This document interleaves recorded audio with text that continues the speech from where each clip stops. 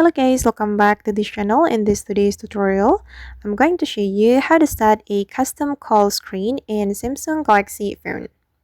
Okay, let's get into it guys. Here I have opened my Samsung Galaxy phone, and first of all, we have to go to the phone application and open the setting. You can click on these three dots and select settings.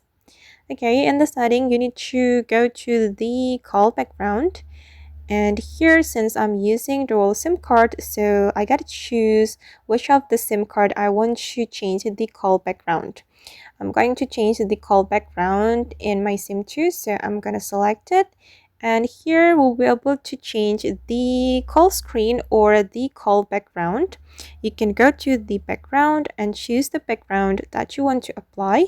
If you want to apply background or photo or image from your gallery, you just need to go to your gallery and choose a photo or an image that you want to apply. I'm just going to choose this one. Okay, then we can click on set as call background. Okay, and that's all the way to set call screen in Samsung Galaxy phone. I hope this tutorial will be useful for you. Thank you so much for watching and see you in the next video.